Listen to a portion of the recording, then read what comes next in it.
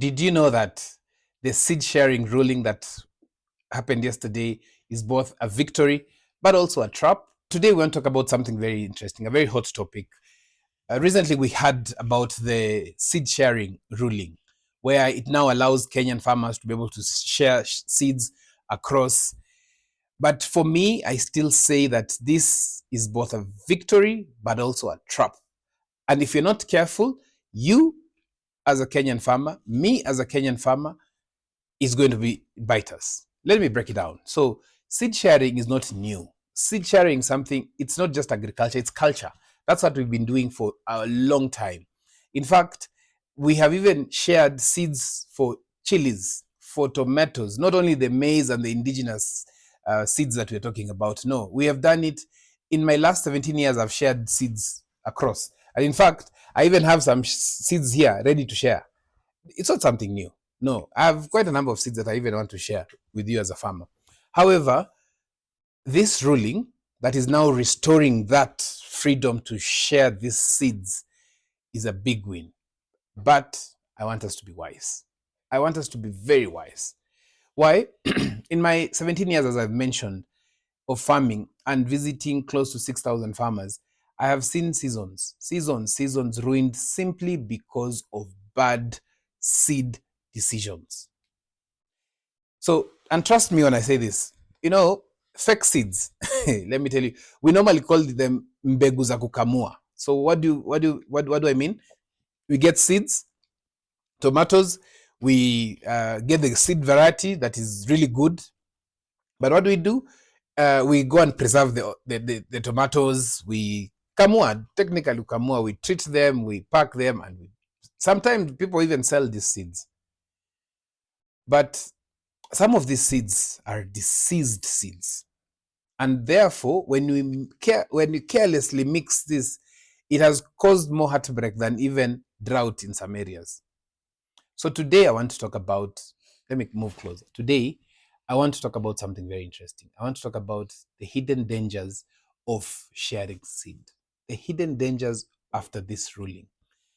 I will talk about partly my life experience when sharing seeds. 3 instances that I shared seed, that I shared or received seeds. But also I will talk about 10 critical questions that you as a farmer need to ask yourself, ask the person who is sharing seeds with you before you accept these seeds. But also, last but not least, we'll talk about how to protect yourself, your yields, your pocket, most importantly. So first of all, let's talk about, I'll start from the top, hapo juu kabisa, fake and substandard seeds. That is very critical. Let me tell you something. We don't know what seeds we are sharing. We don't have an idea. So one thing that you have to be careful when sharing seed is the importance of understanding, hizi mbegu zimekamuliwa? Have these seeds been preserved? How have they been done? But also, now that this law is very soft on us, many people are now going to get into the market of selling seeds or sharing seeds or telling you this is the best variety. It's no longer in the market, but I have seeds. I can be able to do this. So what you need to know is that some of the people who you're seeing, or even on the streets, in the industries, this industry is very interesting. People are going to start selling seeds. We first know who gave you the seeds. Who brought for you those seeds that you want to share? Ask them for the variety name. If they don't know the variety, don't just accept that it is indigenous. You need to know what variety, what are the qualities of that seed. Even if it's the mixed colored maize, even if it is the high yielding, whatever it is, beans variety that you're getting, ask for that variety so that you can be able to know the attributes. Even if it's the kienyeji seeds, there's kienyeji, you'll find katumani, there's quite a number of seeds varieties that are there that are going to be shared. The other thing is check, this is a very important point, check when those seeds were harvested, when they were packed, and how they were preserved. It is very important for you to do that. Very important. I'm telling you, it is one of the most important things that you can ever tell yourself. Ask yourself. Then do a quick germination test. My friends, It is better, it is safer for you as a farmer to waste a month trying to test germination than to waste a whole season. It is very, very, very important for you to be able to get that right. You know, that is very important for you is just avoid roadside sellers. Those guys who come and tell you there's this seed, hey, let's exchange, or let me sell to you this seed's a cheaper rate, it's a good variety. Avoid those guys totally. Okay, avoid people with too much confidence and too little information. Avoid that. Now, this particular episode has been brought by AgriVital. AgriVital is a organic foliar fertilizer.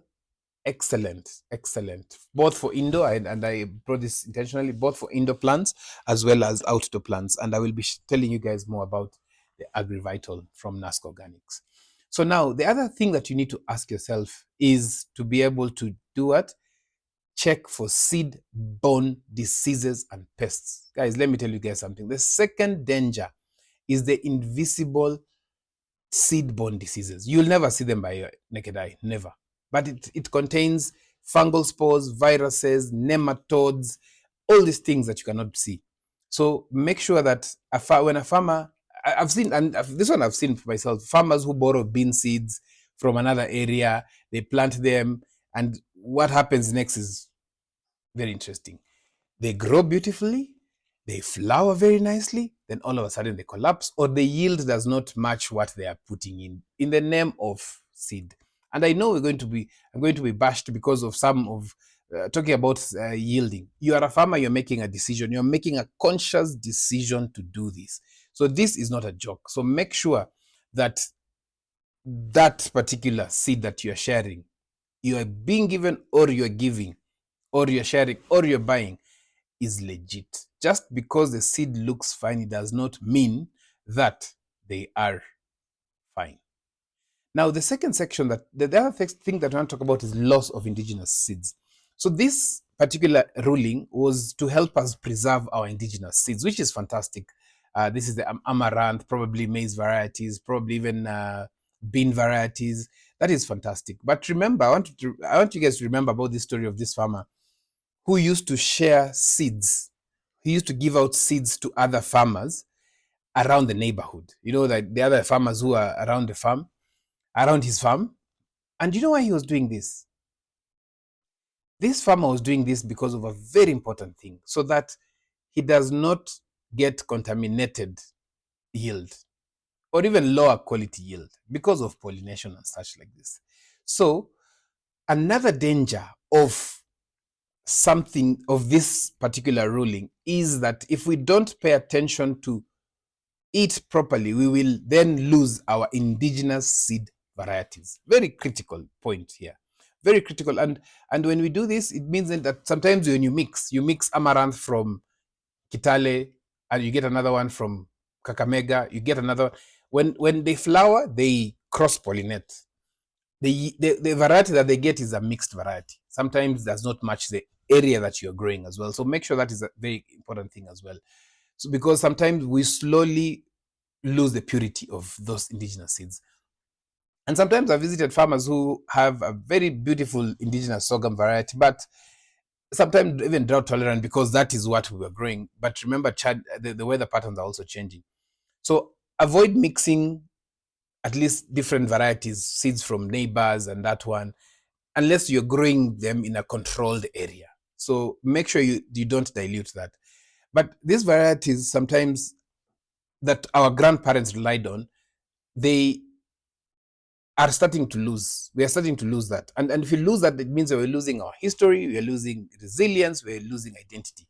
And therefore, if you mix these seeds just because the courts have allowed us to be able to share seeds, it is dangerous for you, a farmer.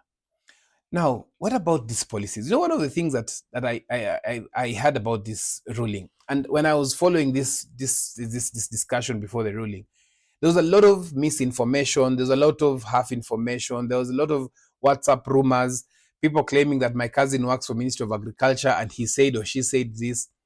Be very careful. And why this is important is because the danger of us making wrong decisions is very high. and making wrong decisions based on wrong information is extremely high. And so just trust official announcements. Trust reliable agronomists, not the guys who just sell seeds and inputs, no. And also trust where you're getting information. And I know for sure you know that one of the places to get the right information is here on a farmer's media and not village gossip. Avoid that. Now, there are two things that I want to mention. The over-reliance on the informal seed system. So over-reliance on informal seed systems is that sometimes the informal seed systems are not checked. Okay? Why? Because there's no regulation. So we don't know whether it was packed on the right date, when they will it expire, will it yield, will it germinate, will it give you what you're expecting, or what is this in particular thing that we are excited about this ruling. So be careful. Ask yourself, is mixing both systems, the older system, the new system, the indigenous, the preserved, the hybrid, is it good for you? However, to be very specific, not all crops, I repeat that, not all crops, let me just listen to this, not all crops are able to yield or to grow well using only one seed system. So if it is indigenous, make sure you know it very well. And I'll be talking about it later on in the show, about what you need to do to make sure that you are getting the best out of this ruling. And I support the ruling. However, I still insist there are hidden things that, as we've mentioned, need to check. Now, let me tell you guys about my experience. So there are three experiences I want to share. One time I got some very good pumpkin seeds, and they were really big, really huge. And I shared with a farmer, and that farmer he just wanted like, I think 10 seeds or something like that. And these pumpkins grew and grew, and they were huge until in one sitting, they couldn't finish even one pumpkin. So he grew, obviously, fortunately, he sold others. He kept on calling me and telling me, "Ooh, this this pumpkin is huge. The leaves were huge, really green. It was well preserved seed. This was seed that I had preserved for, I think, like three years, and just stored them really well, and made sure they got it right. But again, I remember, as I mentioned to you, make sure that the source of the seed, just like this seed that I shared, is pure, is clean, is reliable, and it has been even tested. Tell a farmer to share with you some photos of that particular seed variety. So it's very critical, you as a farmer, to make sure that you identify that particular aspect of it, okay? But not all farmers are like me, so not all will be able to preserve. Some will even do it better than myself. But also, some time back, I received some other seeds. I received some seeds from somebody, and these were just terere seeds, just normal terere seeds. They're normally tied in some plastic, we call them juala. And this, they germinated really well. The seedlings were really strong. But after some time, they started showing some weakness. One, they started flowering quite early. And I realized that they also had some soil-borne diseases, because I took that variety to be checked. So again, good intention, sharing seed, but bad seed. Okay, so good intention, bad seed, danger. But also, some time back, also I asked, a farmer asked me, so how do you manage to preserve some of your seeds? How I store them is very critical. Where these seeds come from is very important. And how do I maintain its purity? And I'll mention that later on. So the difference between, you see now the difference between successful and unsuccessful, or rather destructive sharing. So now there are 10 things I want to share. I want to share 10 things that you as a farmer must ask before accepting the seeds. In fact, let me just bring this up here. I've prepared this very, very, very, very important section of it, Before you accept any seed, there are 10 things that you must ask yourself. 10 very important. I don't want to shout. Please take a pen and a paper and follow through. Question number 1, you need to ask, what is the name of this variety of beans, of maize, of amaranth, of this, or whatever seed that you're sharing? If somebody is not able to name it because you've just seen it, you will never know its attributes. You know what will happen? That's a loss.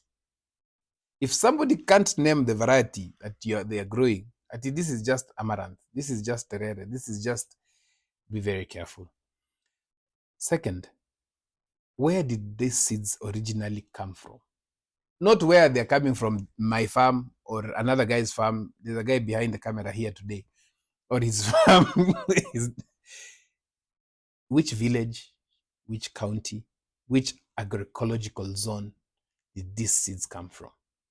If you bring seed that was planted in Nandi, and I have all respect to my brothers and farmers, fellow farmers from Nandi, chances are that seed might not work very well in Kajiado. I am telling you this with all due respect and experience. How long have you grown this variety? Ask this farmer, how long have you grown this variety? And they will tell you, and you will judge for yourself. Why? Because new varieties may carry unknown challenges. So you just get to know that. The fourth one, have you experienced any diseases with this variety? If they hesitate, be alert. The sixth point, how are these seeds stored? Moisture, heat, sunlight, rats, other rodents, packaging, air, all these things. Be careful. Were the seeds dried properly before storage? You know, we hear people talking about germination challenges. Germination challenge is not the quality of the seed. It is the process with which that seed took place. What happened before that seed was sold to you? That is the process. It could be a very good variety, but just things like how it was stored. Was it moist? Because if it was moist, then it gets fungus. Chances are, even if they germinate, yield will be zero, close to zero, or very poor. Number 8, were they selected from the best mother plants or just from random plants? Sometimes some people say get them from the rotten plants, let the fruit rot until you get. Why would you do that? Okay. Number 9, are these seeds mixed with other varieties? When you have terere, the other day we supplied one of our clients, Nature's Best, with terere seeds, terere vegetables, but they went red. So there's terere that is green and then that is red. If these seeds mixed somewhere, which what is the color code of what is the color when you mix red and green? That one. Definitely then you cannot supply that. Okay. So seed mixing destroys purity. Now, number 10, last but not least, what has been your best experience with yields and resilience? My friends, you are farming, it's agribusiness. Performance matters. Okay, in anything. Performance really matters. Now, these 10 questions are very important. That's the difference between success and regret. Now, as we finish, there's something that I want to also mention. What are the farmer safety steps that you need to make? Farmer safety steps. So let's go. Again, pen and paper. Pen and paper. If you, as a farmer, want to start now sharing seed or getting seed from other farmers, here is what you do. Label every seed you store. So if you're storing seed like this, you're storing seeds, make sure you are storing seed. The stored seed is properly labeled before you store. The other thing, test germination. Again, pumpkin seeds, for those who know pumpkin, okay? Store them well, but label them before you store, okay? Test germination before planting. Don't mix varieties. Don't mix varieties. Store seeds in airtight, moisture-proof containers. Moisture-proof containers. Moisture-proof containers. Then, something that the seed sharing ruling, about the seed sharing ruling is also important. It's very important for we as farmers now to start requesting and making sure that those who joined the campaign, those who are for the campaign, against the seed sharing that happened, or rather the beneficiaries of the seed sharing ruling, need to start creating community seed banks so that we can be able to have the guidance of knowing where can I get the best seed of best indigenous seeds or best quality of seeds from which area. This community seed banks are very critical. Then learn proper seed selection techniques. We have very different seed selection techniques. There's that one that you put seeds in a bucket of water, and whatever comes up might not germinate. The one that sink will germinate. There are so many theories that are there. There are some seeds that you dry them in a kitchen, where there's smoke, and it helps that. How long will they be preserved before they're used? Remember, seed harvested this season cannot be grown next season. Then grow a test plot before planting the whole farm. There's no rush. Grow a very small area, then transfer it to the bigger farm. But very important thing that you have to do to make sure is to document your experience each season when you're sharing the seeds. Okay, so make sure that you're documenting that every season. So again, this ruling is a victory, but only for farmers who use their brains. Yes, without a doubt, it is only good for farmers who use their brains. Freedom without wisdom is disaster. Let me repeat that. Freedom without wisdom is a disaster. So let's protect our indigenous seeds for sure, without a doubt. Let's protect our farms. Let's protect our pockets, but also let's protect our future. You have been watching A Farmer's. This is the AgriTech Chronicle on AgriTech Chronicle show here on A Farmer's Media, where we bring you real stories, real lessons, real farming solutions for African farmers. Make sure you like, you follow, you subscribe, but because we're also sharing seeds, share this video so that other farmers can be able to learn from the hidden dangers of the seed sharing ruling. Until next time, this is your host Noah Nasiali Kadima. Keep watching.